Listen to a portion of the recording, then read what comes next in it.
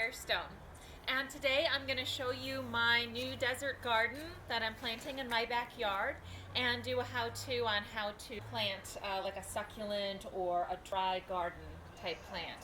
So this area here with its artificial turf was original to the house when we bought it, and slowly I'm going to replace it with other types of ground cover and with plants, of course. But this is kind of my first phase. So the idea here is that it be a low maintenance, dry garden with low water and desert plants. So the feature here, and I always recommend you plant a tree in the garden, it really helps to anchor the design and add kind of a beautiful anchor and sense of place to your garden. So this Palo Verde, and you can tell why it's called that, green stick, is because it looks like a big green stick. And this is going to become like a medium-sized tree, maybe up to 30 feet, and it has yellow flowers. I really love yellow and pink flowers, as you'll probably note as you see my garden plants. So we just planted this in size 15 gallon. And then here I have an Australian fuchsia that's a pink ire.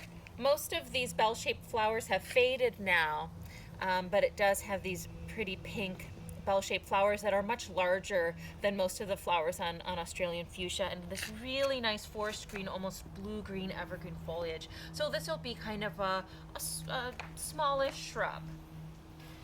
Here I have some blue fescue.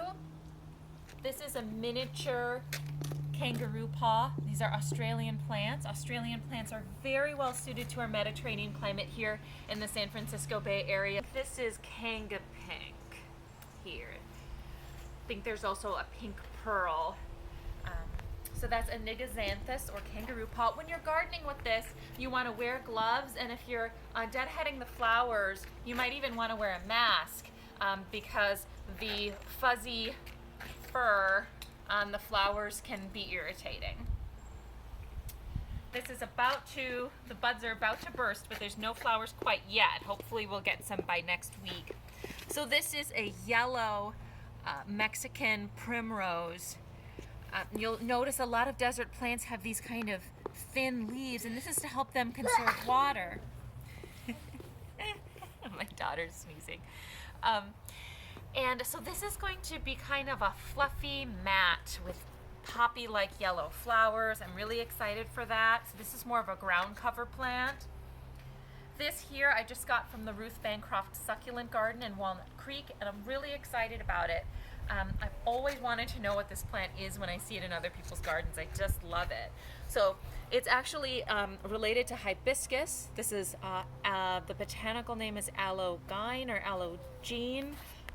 Ruth Bancroft is the cultivar. So they actually came up with this variety at the Ruth Bancroft Nursery. And you can see it has these really thin, kind of delicate, ferny leaves, which make it really dry garden adapted.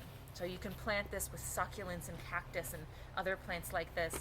And look at those beautiful, it's almost like a dusky, grayish purple flower, really unusual purple. Here, this is a plant that I would call bulletproof. As long as it gets some part sun, it'll grow in any situation. During the heat waves, when the rest of the garden was wilting and looking pretty sad, no matter how much water we gave it, this sweet pea shrub just wasn't phased at all. If you tend to be the kind of gardener that doesn't have good luck with plants or kills some of your plants, you know, despite your best intentions, or you have a really tough site that gets tons of sun and is hard to grow anything else, plant the sweet pea shrub. It'll grow in your most miserable clay parking strip, parking lot type situation, but it looks really beautiful and exotic. I really like it. There's some kind that have more of a magenta flower too. So now we're going to add the newest addition to our little desert family, and that's this one here.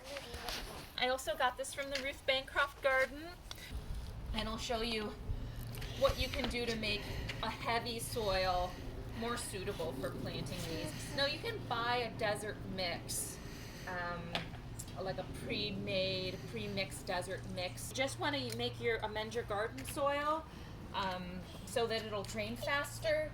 Then you can, I like to use perlite. So first we're gonna dig the hole. So you can, first of all, let's just use this as an example of how to choose a plant at the nursery. So this plant is kind of perfectly rooted. You want to see that the fine roots have made it to the edge of the container, but that there aren't any large ones. For a tree, you don't want roots bigger than the size of your thumb circling and wrapping. You just kind of want to see fine roots.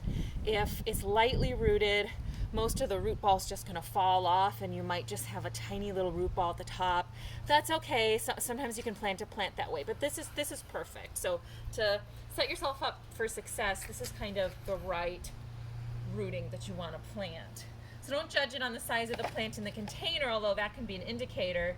But if you can get a sense of how well rooted it is, or ask nursery staff, that's what you want. So we're gonna dig a hole here that's 2 to 3 times as wide as the container and only as deep as your root ball. So we're gonna mix about a third to 50%, I would say, the perlite and this kind of clay and rock soil. Plant, you want to kind of break up the sides of the root ball. If there's a root mat, you want to break that up a little. For herbaceous plants, this is less important. Oh. And you want to check to see, you can use something straight over the top, like a piece of bamboo or your shovel, to see if it's at grade or not. This is kind of a little bit of a slope, so I think we'll use kind of the halfway point, and that seems about right to me.